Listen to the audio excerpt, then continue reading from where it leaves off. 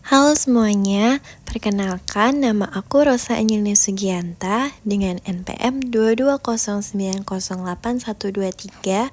Aku dari Universitas Atmajaya Yogyakarta akan membahas tentang seksualitas. Nah, pembahasan seksualitas kali ini untuk menyanggupi ujian akhir semester di Prodi Ilmu Komunikasi aku. Selamat menyaksikan. Oke, jadi karena kita akan membahas seksualitas, pertama-tama aku bakal kenalin materi yang akan aku sampaikan. Yang pertama, apa itu seksualitas? Yang kedua, kaitan agama dengan seksualitas itu apa sih? 3, apa itu seks bebas? 4, dampak seks bebas sendiri. 5, alat kontrasepsi. Dan 6, paham tentang feminisme. Oke, simak baik-baik ya. Yang pertama, kita akan bahas apa itu seksualitas. Seksualitas apa sih? Jadi, seksualitas adalah sebuah proses sosial budaya yang mengarahkan hasrat manusia. Seksualitas biasa dipengaruhi oleh interaksi faktor-faktor biologis, psikologis, sosial, agama, dan juga spiritual. Oke, simak lanjutnya. Nah, apa sih hubungan agama dengan seksualitas itu sendiri? Hubungan agama dengan seksualitas, jadi menurut agama, seks adalah pemberian Allah kepada manusia. Tetapi, Allah memberi seks hanya diperbolehkan bagi manusia yang sudah menikah, sebab penggunaan seks di luar pernikahan merupakan tindakan yang menentang ketetapan Allah dan kerajaan Allah. Dan itu dianggap berdosa. Mulai dari sini, aku bakal bahas pakai video, disimak ya. Namun, seks bebas itu berdosa. Mau lihat kelanjutannya? Simak ya. Nah, selanjutnya aku akan membahas tentang seks bebas. Seks bebas yaitu segala tingkah laku yang didorong oleh hasrat seksual dan dilakukan tanpa adanya ikatan pernikahan yang sah dengan adanya persetujuan kedua belah pihak. Aku akan menjelaskan pandangan Gereja Katolik terhadap seksualitas. Hubungan seksual pranikah adalah perbuatan yang dilarang oleh gereja. Sikap Gereja Katolik menolak dan melarang keras hubungan seksual di luar nikah bertujuan demi menghargai martabat manusia yang jauh lebih tinggi dari segala ciptaan Tuhan yang lainnya. Jadi jika ada hubungan seksual di luar pernikahan, gereja melarangnya dan menganggap itu dosa. Karena firman Tuhan menjelaskan bahwa seks hanya diperbolehkan dalam ikatan pernikahan. Di luar pernikahan itu sudah melanggar ketetapan Allah atau berdosa. Penyebab dari seks bebas sendiri ada 1. Kurangnya iman dan takwa kepada Tuhan Yang Maha Esa. 2. Pergaulan yang salah dan mengarah ke hal-hal yang negatif. 3. Kurangnya edukasi tentang bahaya dari seks bebas dalam pergaulan remaja oleh orang tua atau orang-orang di sekitarnya. 4. Kurangnya perhatian keluarga termasuk orang tua. Dan 5. Penyalahgunaan media sosial yang menyimpang juga bisa menyebabkan adanya seks bebas. Dari aspek seksualitas sendiri juga menyangkut dengan alat kontrasepsi.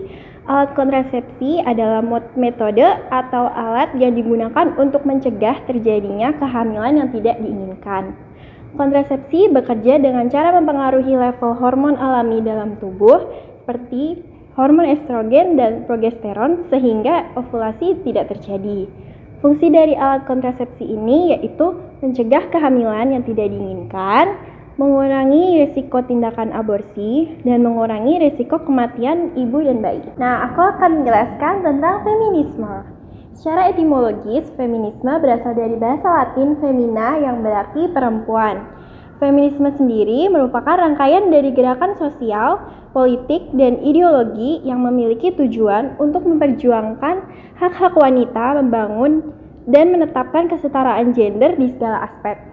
Feminisme hadir untuk mengubah dan melawan patriarki untuk membuat perempuan dan gender non-maskulin lainnya diakui sebagai manusia seutuhnya dan mendapatkan hak sesungguhnya tanpa memandang gender. Nah, kenapa aku bahas tentang feminisme? Karena maraknya sekarang perempuan dan laki-laki dipandang dari kesetaraan gendernya. Yang memprihatinkan, perempuan sekarang malah dipandang rendah daripada laki-laki. Nah, tujuan dari feminisme sendiri yaitu membangun kepercayaan bahwa perempuan juga berhak mendapatkan hak yang sesungguhnya dan dipandang setara tanpa harus memandang gender manapun. Ini kita bisa tarik kesimpulan bahwa berhubungan seksual di luar ikatan pernikahan merupakan dosa dan dilarang oleh Tuhan. Janganlah berhubungan seksual di luar ikatan pernikahan, karena sejatinya itu adalah dosa dan dilarang oleh Tuhan. Karena selain dosa dari hubungan seksual di luar pernikahan, kita juga telah melanggar HAM, di mana kita ada aborsi atau menunda kelahiran. Nah, tapi kesimpulannya nggak cuma sampai itu aja.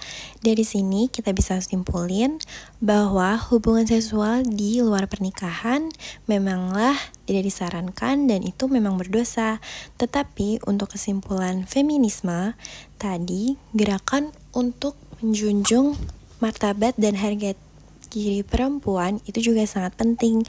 Dari sini kita lihat dan begitu, dan dengan ada feminisme, kita jadi bisa menjunjung tinggi hak dan martabatnya seorang perempuan. Tidak hanya laki-laki yang dipandang tinggi, dan begitu kita bisa memandang kesetaraan gender itu. Maka dari itu, dari segala aspek apapun dan atas apapun, martabat dan hak perempuan seharusnya memang harus dijunjung tinggi tanpa dipandang kesetaraan gendernya. Oleh karena itu, janganlah pandang martabat dan gender perempuan itu rendah, karena kita harus memandang gender itu dengan setara, karena Tuhan melarang manusia yang membedakan dari gendernya. Tuhan memandang bahwa gender kita itu sama dan setara. Selain itu, pentingnya untuk kita berhubungan sehat bersama pasangan juga dapat mencegah adanya seks bebas yang dapat terjadi.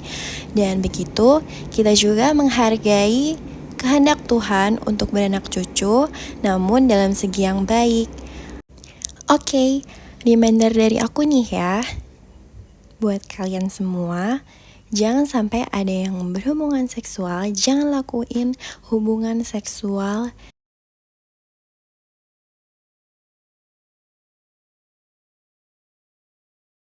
Tuhan ingin para manusianya menaati Dia yang menciptakan. Dan kita sebagai manusia juga harus berbuat baik. Sekian dari aku, terima kasih. Bye-bye. Thank you for listening, and God bless you. Bye-bye.